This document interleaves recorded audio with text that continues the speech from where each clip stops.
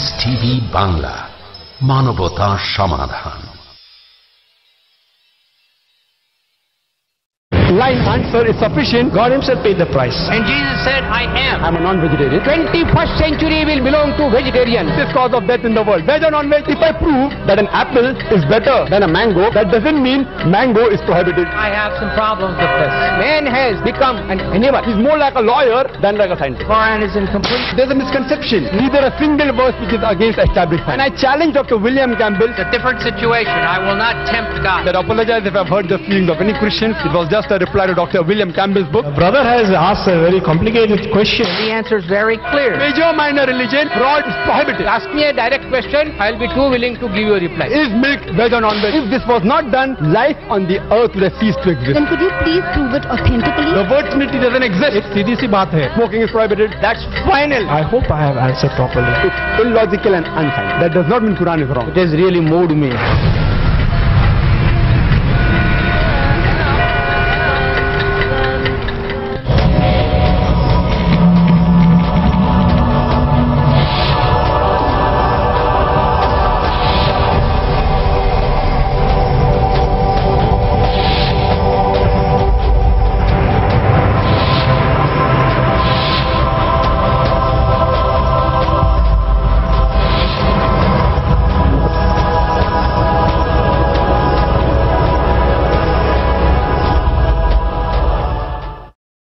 এখন আমরা আসছি আজকের সন্ধ্যার দ্বিতীয় পর্যায়ে।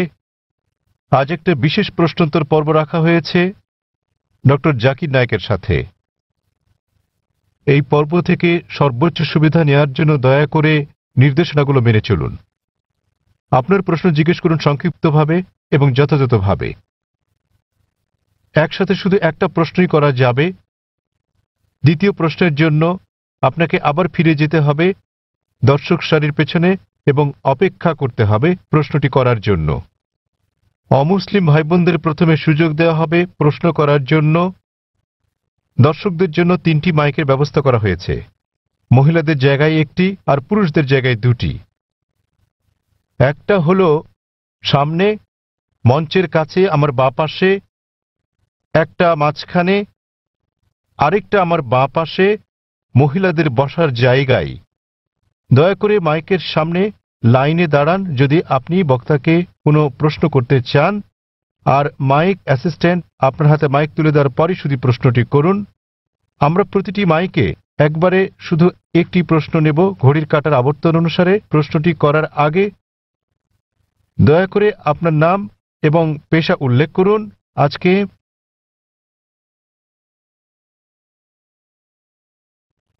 এটা আমাদের একটা বিশেষ অনুষ্ঠান, প্রশ্নোত্তর পর্ব।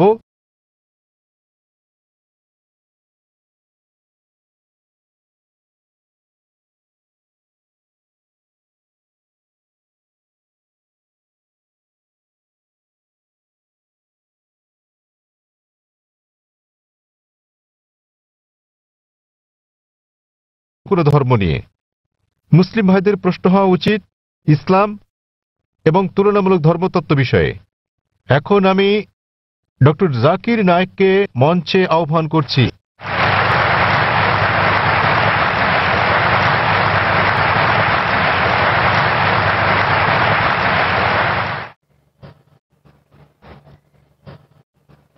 আলহামদুলিল্লাহ ওয়াসসালাতু ওয়াসসালাম আলা রাসূলিল্লাহ ওয়া আলা আলিহি ওয়া সাহবিহি আজমাইন, আম্মা বাদ। আউযু বিল্লাহি মিনাশ শাইতানির রাজীম, বিসমিল্লাহির রহমানির রহিম। ওয়ামান আহসানু ক্বাওলাম মিম্মান দাআ ইলাল্লাহি ওয়া আমিলা সালিহান ওয়া ক্বালা ইন্নানি মিনাল মুসলিমিন।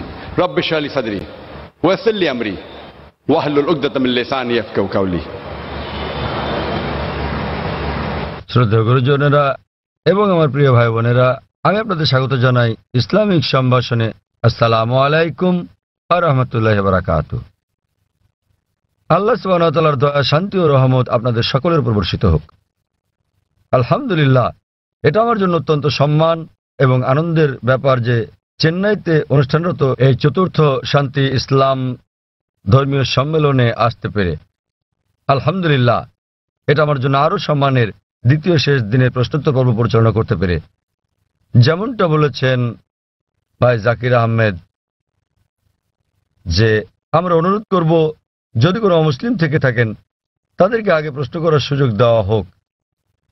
মানুষ প্রায় অভিযোগ করে থাকেন আমার লেকচারের পরে প্রশ্নোত্তর পর্বের সময় কম থাকে বলে।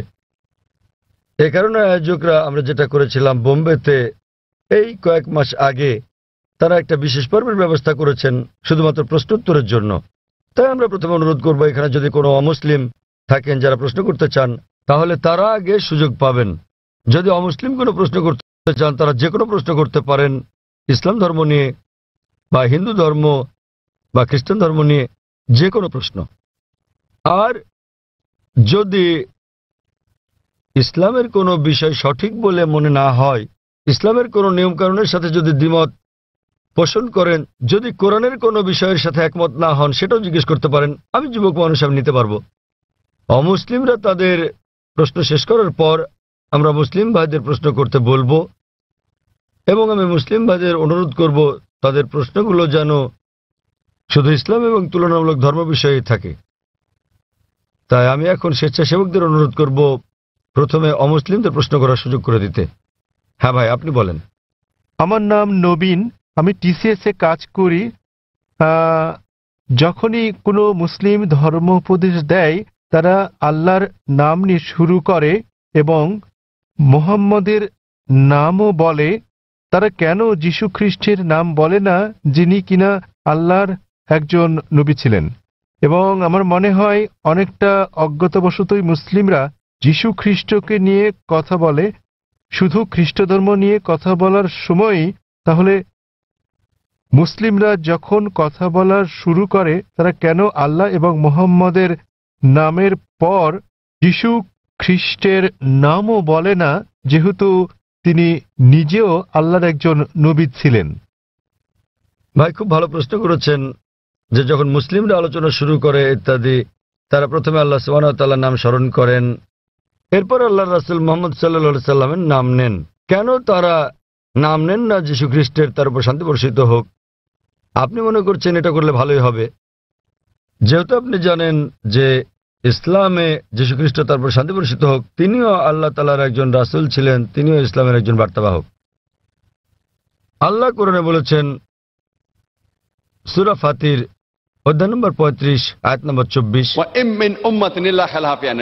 এমন একটিও জাতি বা গোষ্ঠী নেই যাদের প্রতি আমি সতর্ককারী পাঠাইনি। আল্লাহ বলেন সূরা রাদ অধ্যায় 13 আয়াত নম্বর 7, এবং প্রত্যেক জাতির প্রতি আমি একজন সতর্ককারী, একজন পথপ্রদর্শক পাঠিয়েছি। নামানুসারে কোরআনে মাত্র 25 জন নবীর কথা উল্লেখ রয়েছে, কিন্তু আমাদের প্রিয় নবী মুহাম্মদ সাল্লাল্লাহু আলাইহি ওয়াসাল্লাম বলেছেন, সহিহ হাদিসের উল্লেখ আছে, এটা মিশকাত আল মাসাবিতে, যে আমাদের প্রিয় নবী বলেছেন যে 1,24,000 পয়গম্বর পাঠিয়েছেন আল্লাহ সুবহানাহু ওয়া তাআলা এই পৃথিবীর বুকে, কিন্তু কোরআনে কেবল 25 জনের নামই পাওয়া যায়।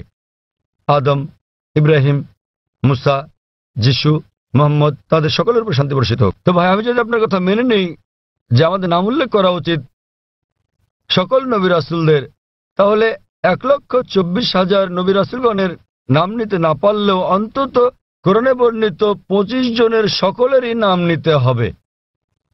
তাহলে ভেবে দেখেন প্রথম বাক্যটি কত বড় হয়ে যাবে। আপনি যেটা বুঝতে পারছেন না তা হলো যে সকল নবী রাসূল নবী মুহাম্মদ সাল্লাল্লাহু আলাইহি ওয়াসাল্লামের আগে এসেছিলেন তাদের পাঠানো হয়েছিল শুধু তাদের লোকদের জন্য, শেষ সময়ের জন্য।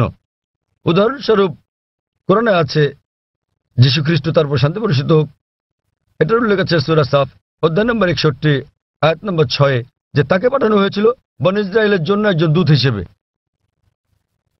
এটা উল্লেখ আছে সূরা আলী ইমরানেও অধ্যায় নম্বর 3 আয়াত নম্বর 49, যে যীশু খ্রিস্টকে তারপর শান্তি বর্ষিত হোক পাঠানো হয়েছিল একজন দূত হিসেবে বনী ইসরাইলের সন্তানদের জন্য। সুতরাং মুহাম্মদ সাল্লাল্লাহু আলাইহি ওয়াসাল্লামের আগে যারা এসেছেন সকল নবী রাসূলগণকে পাঠানো হয়েছিল তাদের নিজেদের লোকদের জন্য, শেষ সময়ের জন্য। কিন্তু যেহেতু মুহাম্মদ সাল্লাল্লাহু আলাইহি ওয়াসাল্লাম সর্বশেষ ও চূড়ান্ত নবী ছিলেন, তাকে শুধু আরব বা মুসলিমদের জন্য পাঠানো হয়নি, তাকে পাঠানো হয়েছিল সমগ্র মানব জাতির জন্য। এবং আল্লাহ বলেন সূরা আম্বিয়া অধ্যায় নম্বর 21 আয়াত নম্বর 107, আমি তো তোমাকে রহমত হিসেবে প্রেরণ করেছি সমগ্র পৃথিবীর জন্য, সমগ্র সৃষ্টি জগতের জন্য, সমগ্র মানবতার জন্য। সুতরাং মুহাম্মদ সাল্লাল্লাহু আলাইহি ওয়াসাল্লাম যেহেতু সর্বশেষ এবং চূড়ান্ত নবী ছিলেন, তিনি শুধু মুসলিম বা আরবদের জন্য প্রেরিত হননি, এসেছিলেন সমগ্র মানবজাতির জন্য। এবং তিনি যে বার্তা নিয়ে এসেছিলেন তা শুধু একটা নির্দিষ্ট সময়ের জন্যই নয়, যেমনটা তার পূর্বে যারা এসেছিলেন তাদের বার্তা ছিল একটা নির্দিষ্ট সময়ের জন্য। কিন্তু যেহেতু নবী মুহাম্মদ সাল্লাল্লাহু আলাইহি সাল্লাম ছিলেন সর্বশেষ ও চূড়ান্ত নবী, তার বার্তা সময়ের বন্ধনে বাধা নয়, এটাকে অনুসরণ করতে হবে শেষ দিন পর্যন্ত। এ কারণে আপনি বর্তমানে যেখানেই থাকুন না কেন, হোক সে ভারত বা যুক্তরাষ্ট্র বা ইংল্যান্ড বা সৌদি আরব, পৃথিবীর যে কোনো প্রান্তে বর্তমানে আমাদের অনুসরণ করতে হবে সর্বশেষ ও চূড়ান্ত নবীকে, এবং তিনি হচ্ছেন নবী মুহাম্মদ সাল্লাল্লাহু আলাইহি সাল্লাম। যদিও ইসলামে সকল নবী রাসূলকেই আমরা সম্মান করি এবং আমরা যীশু খ্রিস্টকেও সম্মান করি, আমরা তাকে ভালোবাসি, তাকে শ্রদ্ধা করি, কিন্তু যীশু খ্রিস্ট তার উপর শান্তি বর্ষিত হোক নিজেই বলেছেন, এটার উল্লেখ আছে গসপেল অফ জন অধ্যায় নম্বর 16 অনুচ্ছেদ নম্বর 12 থেকে 14, আমি তোমাদের অনেক কথা বলতে চাই, কিন্তু এখন তোমরা তা সহ্য করতে পারবে না, কারণ যখন সত্যের আত্মা আসবেন তিনি তোমাদের পথ দেখাবেন। তিনি নিজে থেকে কিছু বলবেন না, যা শুনবেন তাই বলবেন, তিনি আমাকে সম্মানিত করবেন। সুতরাং এখানে যীশু খ্রিস্ট তার উপর শান্তি বর্ষিত হোক ভবিষ্যৎবাণী করেছেন সর্বশেষ ও চূড়ান্ত নবী মুহাম্মদ সাল্লাল্লাহু আলাইহি সাল্লামের আগমনের।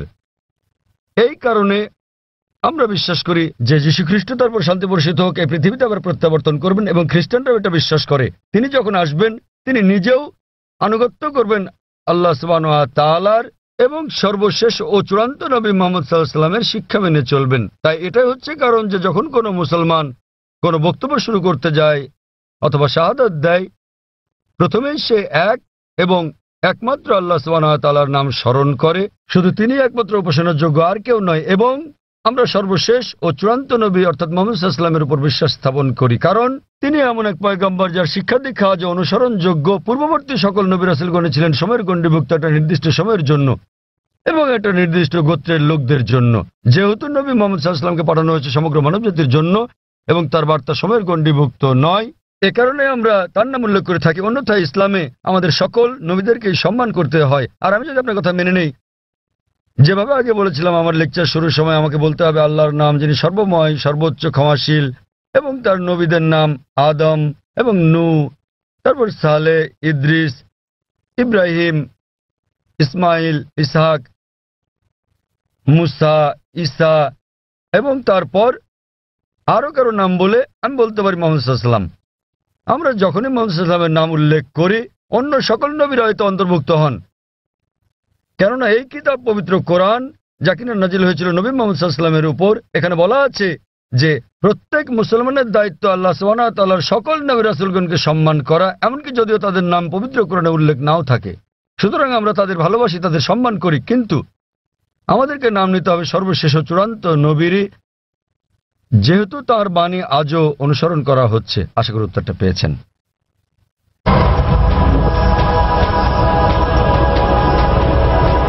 এখানে কি কোনো অমুসলিম ভাই আছেন মাঝখানের মাইকে?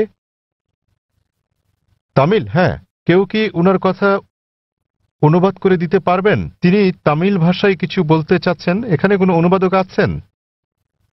আমরা চাই উনার প্রশ্নটি যথাযথভাবে অনুবাদ করা হোক, তাকে তামিল ভাষাতেই প্রশ্নটি করতে দিন, অনুবাদক সেটাকে বাংলায় করবেন।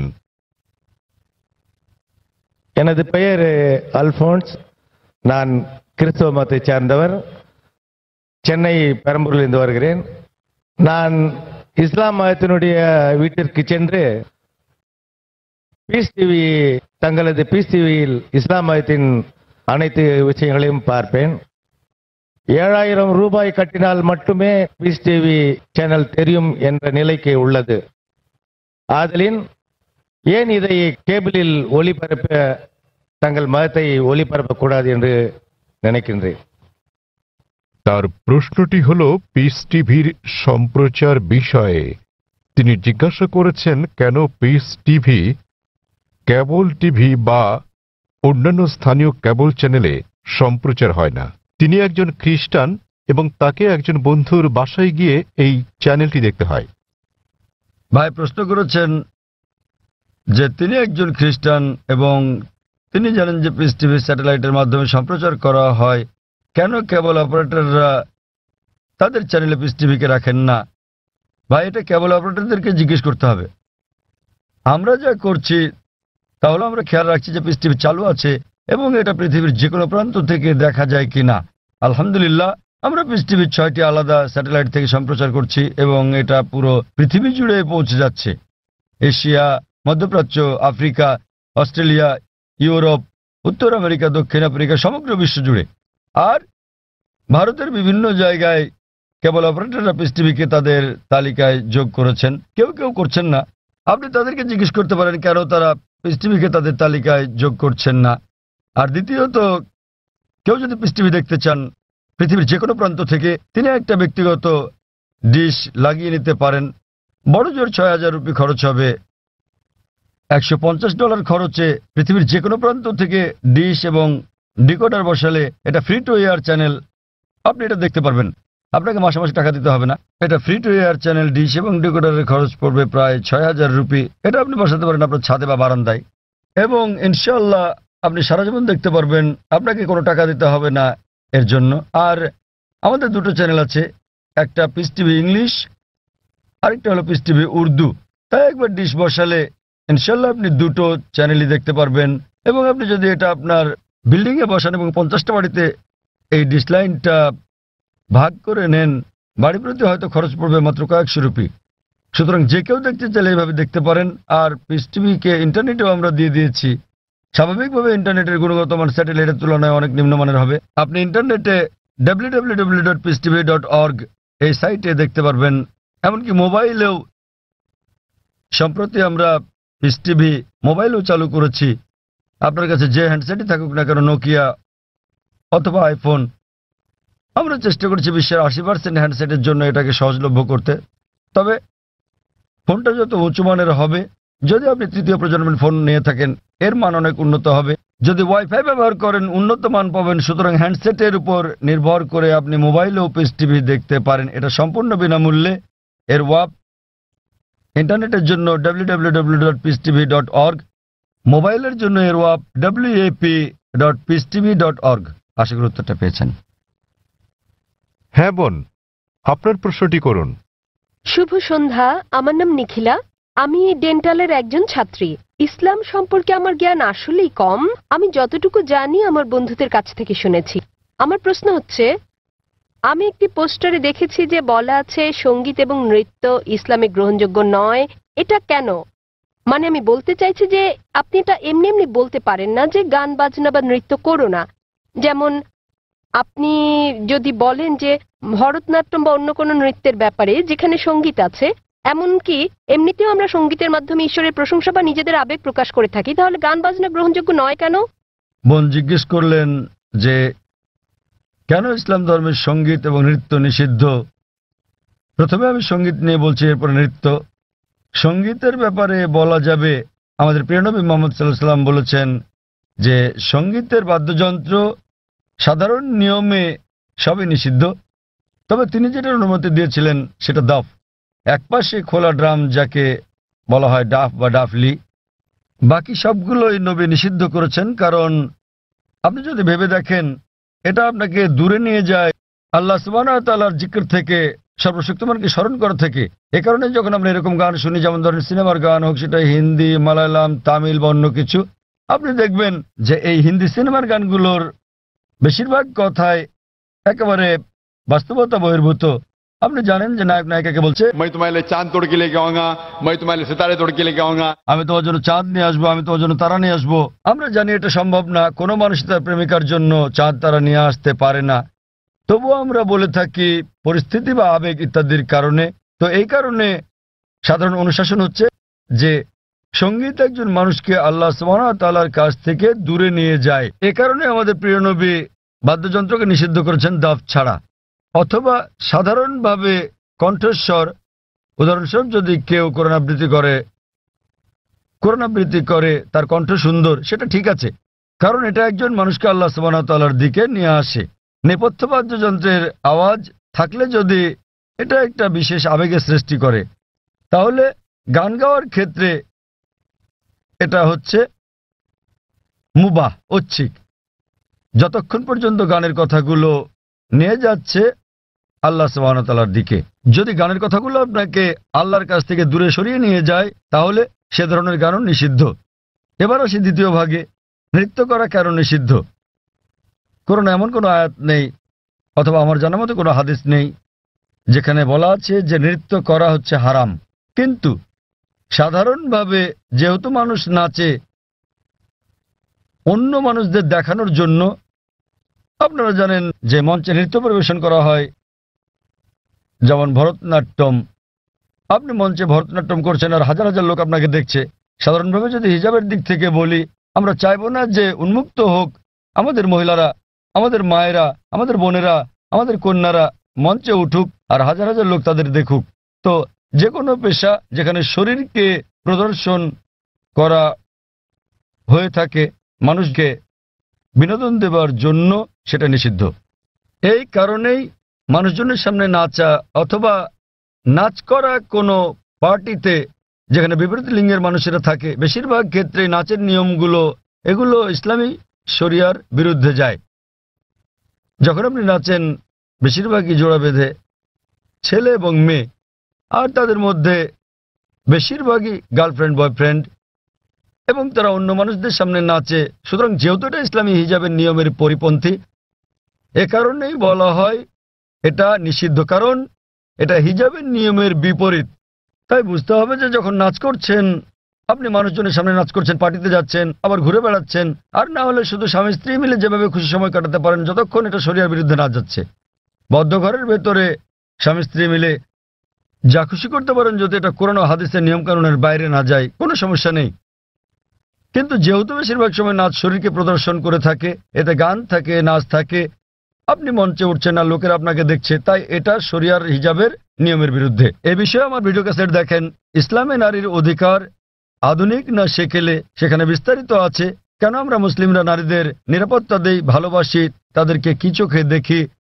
যেহেতু আমরা নারীদের ভালোবাসি, আমরা তাদের নিরাপত্তা দেই এবং আমরা তাদের প্রদর্শন করতে চাই না।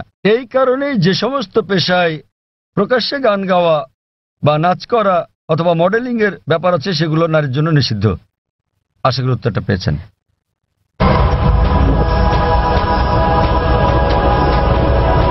যদি কোনো অমুসলিম থাকেন, জাকির ভাই যেটা বলেছেন, যদি কোনো অমুসলিম কোনো প্রশ্ন করতে চান, নির্দ্বিধায় করতে পারেন। আপনার যে কোনো প্রশ্ন ইসলাম নিয়ে অথবা অন্য কোনো ধর্ম নিয়ে, ইসলাম এবং তুলনামূলক ধর্ম নিয়ে যে কোনো প্রশ্ন অথবা ইসলামের কোনো বিষয় যদি আপনার কাছে সঠিক মনে না হয়, এটাই সুযোগ। আপনি যে কোনো প্রশ্ন করতে পারেন। জনমানুষের সামনে এভাবে খোলামেলা প্রশ্ন করার সুযোগ সত্যি দুর্লভ। একজন অমুসলিম ভাই আছেন। আপনি কি অমুসলিম? হ্যাঁ ভাই, আপনার প্রশ্ন করুন। হ্যাঁ, আসসালামু আলাইকুম ভাই জাকির, এবং শুভ সন্ধ্যা আমার ইসলামী ভাইদের এবং অন্য ধর্মের ভাইদেরও। আমার নাম রামজি জায়রা আমান। আমি আমেরিকার একজন টেকনোলজিস্ট, সেখানে প্রায় ৩৫ বছর ধরে বাস করছি। আর গত ৩ বছর ধরে আমি আধ্যাত্মিকতা চর্চা করছি আমার জীবিতকালেই একটা আত্মিক মুক্তির উদ্দেশ্যে। আমি কোরআন শরীফ পড়েছি। আমার একজন বন্ধু আছে, বলতে পারেন আজীবনের বন্ধু। গত ৪৫ বছর ধরে সে একজন খাঁটি মুসলমান। আমার প্রশ্ন হচ্ছে, প্রথমে আমাকে একটি কথা বলতে দিন, তারপর আমি আমার প্রশ্নটি করব। আমরা যখন কিছু বুঝতে চাই, হোক সেটি ধর্ম নিরপেক্ষ অথবা ধর্মীয়, আমরা বই পড়ে সেটি জানি, কিন্তু যখন আমরা বইটি পড়ি আমরা সেটা বুঝেই পড়ি। তাই যদি হয়, তাহলে কেন প্রায় 1 ঘন্টা ধরে আপনার ছেলে বক্তৃতা করেছিল কোরআন বুঝে পড়ার বিষয়ে, বিশেষত সৌদি আরবের ভাষা আরবি ভাষার বিষয়ে? কেননা আমি যা অনুভব করি এবং চর্চা করি যে কোরআন ভাষার অনেক ঊর্ধ্বে, তো প্রত্যেক মুসলমানের আরবি ভাষা শিখতে হবে। বিষয়টা আমার কাছে কিছুটা জোর জবরদস্তিমূলক মনে হয়েছে। কোরআন কি তাই বলে? ভাই একটা ভালো প্রশ্ন করেছেন। বললেন যে তিনি আধ্যাত্মিকতা শিখতে চান এবং তিনি কোরআন পড়েছেন, কিন্তু তিনি বুঝতে পারেননি যে কেন একটা বক্তৃতা যা ফারিক নায়েক করেছিল আমার ছেলে কোরআন বুঝে পড়ার জন্য আরবি ভাষা শেখার গুরুত্ব নিয়ে, আর এটা কেন আবশ্যিক। আপনি যদি আমার ছেলের পুরো আলোচনাটা শুনে থাকেন, সে কখনো এটা বলেনি যে প্রত্যেক মুসলমানের জন্য আরবি শেখা আবশ্যিক। সে কখনোই বলেনি। আরবি জানাটা বেহেশতে যাওয়ার জন্য পূর্ব শর্ত নয়, কারণ আমি নিজেও আরবি জানি না। আমি নিজেও আরবি একটা ভাষা হিসেবে শিখিনি, এদিক সেদিকে একটু একটু বুঝতে পারি। আমি আরবি ভাষা জানি না, কিন্তু আমার ছেলে জানে, মাশাআল্লাহ, সে আমার চেয়ে ভালো জানে। সে কোরআন সরাসরি অনুবাদ করতে পারে, আমি পারি না। কিন্তু তার আলোচনায় যদি আপনি শুনে থাকেন, সে বলেছিল যে যদি আপনি আরবি না জানেন কমপক্ষে অনুবাদটা পড়েন। তো তার বক্তব্য ছিল কোরআন বুঝে পড়া উচিত, আর প্রশ্ন ছিল আল কোরআন কি বুঝে পড়া উচিত, হ্যাঁ অথবা না, আর উত্তর ছিল হ্যাঁ। সে বলেনি যে একজন মানুষের আরবি জানা আবশ্যক। সে বলেছিল আপনার কমপক্ষে অর্থ বুঝে পড়া উচিত কোরআন। আর কোরআন বুঝে পড়ার সবচেয়ে ভালো উপায় হচ্ছে আরবিকে ভাষা হিসেবে শেখা।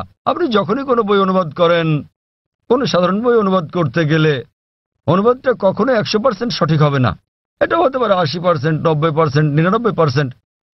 ভাষাটা যত বেশি কঠিন হবে, যত বেশি বিশুদ্ধ হবে, অনুবাদ তত বেশি কঠিন হবে। কোরআন হচ্ছে পৃথিবীর সবচেয়ে অনুবাদ অযোগ্য বই। তাই কোরআনের অনুবাদ কখনোই কোরআনের অনুরূপ হবে না, কারণ আরবি ভাষাটা এতই শক্তিশালী, এতই বিশুদ্ধ। আর এছাড়া এটা সর্বশক্তিমান আল্লাহ সুবহানাহু ওয়া তাআলার বাণী। এই কারণেই সর্বোৎকৃষ্ট উপায় হচ্ছে আরবিকে ভাষা হিসেবে শেখা। দ্বিতীয়ত, আপনি যদি আরবি ভাষা না জানেন, তাহলে সে বলেছিল যে ভাষাটা ভালো জানেন সেই ভাষায় অনুবাদটা পড়েন। আপনি ইংরেজি জানলে ইংরেজিতে পড়ুন, তামিল জানলে তামিলে পড়ুন, হিন্দি জানলে হিন্দিতে, বাংলায় জানলে বাংলায় কোরআনের অনুবাদ পড়ুন। সে যা বলেছিল তার মূল বক্তব্য ছিল কোরআন পড়ুন অর্থ সহকারে। এখন এই প্রশ্নটা একজন সাধারণ মানুষের পক্ষে খুবই স্বাভাবিক। আপনার প্রশ্ন ছিল কেন একজন মানুষ বলবে যে বইটি অর্থ বুঝে পড়ো? অর্থ তো বোঝাই গেছে। যখনই কোনো বই পড়া হয় সেটি তো অর্থ বুঝেই পড়া উচিত। কিন্তু আপনি বুঝতে পারেননি যে মুসলিম সম্প্রদায়ের মধ্যে দুঃখজনকভাবে, যেমনটা আমার ছেলে বলেছে, যে শতকরা 80%-এরও বেশি মুসলমান আরব নন এবং তারা আরবি ভাষা জানেন না। এখানে নবীর একটা হাদিস আছে, তিনি বলেছেন যদি তোমরা কোরআন তিলাওয়াত করো তো সওয়াব পাবে। সেই কারণে বেশিরভাগ মুসলিম যখন কোরআন পড়ে তারা আরবিতেই পড়ে, কিন্তু তার অর্থটা বোঝে না। তাই এটা পৃথিবীর সবচেয়ে বেশিবার পড়া বই, কিন্তু একই সাথে অর্থ না বুঝে সবচেয়ে বেশিবার পড়া বই ওটি। তো আমার ছেলে বলেছিল আরবি অংশটা পড়ার পরে যা বেশিরভাগ অমুসলিমই বোঝেন না, অন্তত সেই অংশের অনুবাদটা পড়েন সেই ভাষায়, যে ভাষাটা আপনি ভালো বোঝেন। সে জোর দিচ্ছিল যে কোরআন নির্দেশনামূলক গ্রন্থ, এটি সর্বশক্তিমান আল্লাহর গ্রন্থ। সে সকল মুসলমানকে অনুরোধ করেছে যে আরবিটা পড়ার পাশাপাশি অনুবাদটাও পড়েন, যার স্থান দ্বিতীয়। কিন্তু সবচেয়ে ভালো আরবিকে একটি ভাষা হিসেবে শেখা। কেননা আপনি যদি আরবি জানেন এবং শুদ্ধ ভাষা জানেন, যা আমরা আমাদের স্কুলে শেখাই, ইসলামিক ইন্টারন্যাশনাল স্কুল বোম্বে এবং ইসলামিক ইন্টারন্যাশনাল স্কুল চেন্নাইতে, তাহলে সংযোগ সূত্র পেয়ে যাবেন এবং কোরআনের অর্থ বোঝাটা আরো ভালোভাবে হবে। আশা করি উত্তরটা পেয়েছেন। ধন্যবাদ। সেখানে কি কোনো অমুসলিম ভাই আছেন? হ্যাঁ হ্যাঁ ভাই, আপনার প্রশ্নটি করুন। শুভ সন্ধ্যা ডাক্তার সাহেব, আমি রাজা, একজন নির্বাহী অফিসার, চেন্নাই থেকে এসেছি। প্রশ্ন করার আগে আমি একটি উদাহরণ দেব, তারপর আমি আমার প্রশ্নটি করব। বিজ্ঞানীরা অনেক ধরনের জিনিস আবিষ্কার করেছেন মানব জাতির জন্য। উদাহরণস্বরূপ বলা যায় আলেকজান্ডার গ্রাহাম বেল টেলিফোন আবিষ্কার করেছেন, কিন্তু আলেকজান্ডার গ্রাহাম বেলের সময় ফোন ছিল অন্য রকম। কিন্তু এখন আমাদের এই আধুনিক 24 শতকে আমরা ব্যবহার করছি মোবাইল, ইমেইল পাঠাচ্ছি, ইন্টারনেট, ফ্রিল্যান্স, ছবি, সারা বিশ্ব জুড়েই। আমি যা বলতে চাইছি, মানুষ যাই সৃষ্টি করেছে তার কিছু অংশের পরিবর্তন হতে পারে, কিন্তু একটা ব্যাপার আমি বুঝি, তা হলো যদিও আমি একজন আধ্যাত্মিক মানুষ, তো এই সাপ্তাহিক চক্র অর্থাৎ সপ্তাহের 7 দিন, এটা সারা বিশ্বেই একই নিয়মে পালন করা হয়। হোক এটা ভারতে, আফগানিস্তানে, অথবা হতে পারে জার্মানি, ইউরোপ, মধ্যপ্রাচ্য, আফ্রিকা, যেখানেই হোক না কেন, প্রায় 600 কোটি মানুষ এই সাপ্তাহিক চক্রকে অনুসরণ করে, অর্থাৎ 7 দিন, রবিবার থেকে শনিবার। আমার মনে হয় ডাক্তার সাহেব, এই 7 দিনের সাপ্তাহিক চক্র কোনো মানুষের দ্বারা তৈরি হয়নি। আমি বুঝতে পেরেছি এই সাপ্তাহিক চক্র তৈরি হয়েছে সর্বশক্তিমান সৃষ্টিকর্তার হাতেই। আমি প্রশ্ন করতে চাই যে এই 7 দিনের চক্রের কথা কি কোনো ধর্মগ্রন্থে লেখা আছে? আর সাথে আরেকটি প্রশ্ন, সেটি হলো যে আল কোরআনে কি সৃষ্টির কোনো নিয়মের উল্লেখ আছে কিনা? এইটুকুই। ভাই একটা প্রশ্ন করলেন যে মানুষ যখন কোনো কিছু আবিষ্কার করে, উদাহরণ হিসেবে আলেকজান্ডার গ্রাহাম বেলের টেলিফোন আবিষ্কারের কথা বলেছেন, কিন্তু সময়ের সাথে সাথে এটা বদলাতে থাকে, আর এখন আমরা মোবাইল ফোন ব্যবহার করছি যা অনেকটাই ভিন্ন। এগুলো মানুষের সৃষ্টি। কিন্তু এই সাপ্তাহিক চক্র সারা পৃথিবীতে অনুসরণ করা হয়। এটা সর্বশক্তিমান আল্লাহর সৃষ্টি, সর্বশক্তিমান আল্লাহর সৃষ্টি, সেজন্য এটা সমগ্র পৃথিবীতে অনুসরণ করা হয়। তিনি জানতে চান যে এই পৃথিবীর এই আবিষ্কারের কথা কোরআনে অথবা আগের ধর্মগ্রন্থগুলোতে উল্লেখ আছে কি না। ভাই আপনাকে একটা কথা বলি, আমি আপনার সঙ্গে একমত। মানুষ যখন কোনো কিছু আবিষ্কার করে সেটার বিবর্তন হতে থাকে, উন্নতি হতে থাকে, শুধুমাত্র আল্লাহরটা ছাড়া। আল্লাহ হলেন নিখুঁত। তিনি কিছু সৃষ্টি করলে সেটা নিখুঁতভাবে সৃষ্টি করেন, অথবা তিনি ধাপে ধাপে এটাকে উন্মোচন করতে পারেন, কারণ সৃষ্টির জন্য তিনি যেটা সৃষ্টি করেছেন মানুষের জন্য তারা বুঝতে নাও পারে। উদাহরণস্বরূপ তিনি অনেক নবী পাঠিয়েছেন। প্রথম নবী ছিলেন আদম আলাইহিস সালাম, এবং তারপর অনেক নবী পাঠিয়েছেন 1,24,000। সর্বশেষ নবী মুহাম্মদ সাল্লাল্লাহু আলাইহি সাল্লাম, তিনি অনেক বাণী পাঠিয়েছেন, অনেক গ্রন্থ।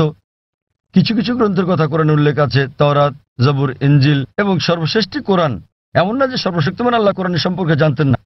ওই সময় মানুষ সেই বার্তাটা গ্রহণ করার উপযুক্ত ছিল না, তাই মানুষের অনুধাবন ক্ষমতার উপর ভিত্তি করে তিনি একের পর এক গ্রন্থ পাঠিয়েছেন।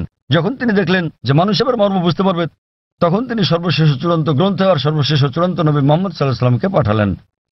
এবার আপনার প্রশ্নে আসি, সাপ্তাহিক চক্রের ব্যাপারে। 7 দিন সমগ্র পৃথিবীতে অনুসরণ করা হয়। আপনি বলেছেন রবিবার থেকে শনিবার। এই 7 দিনের চক্র সারা পৃথিবীতেই আছে, কিন্তু এটা সব জায়গায় এক নয়। আপনি যদি যান কোনো মুসলিম দেশে, রবিবার ছুটির দিন নয়, শুক্রবার ছুটির দিন। তাই এটা রবিবার থেকে শনিবার নয়, এটা শুক্রবার থেকে বৃহস্পতিবার। কিন্তু এটা 7 দিনই। তো এই 7 দিনের চক্রটা একই আছে, দিনগুলো ভিন্ন হতে পারে, যেমন এইসব ছুটির দিন ইত্যাদি। আর একইভাবে আপনি যদি বাইবেল পড়েন, বাইবেলের 7 দিনের কথা বলে থাকে সৃষ্টিকালের ব্যাপারে। এমনকি ইহুদি ধর্মগ্রন্থে এই কথা বলা আছে, পবিত্র কোরআনে এই কথা আছে, হাদিসে এই কথা বলে থাকে।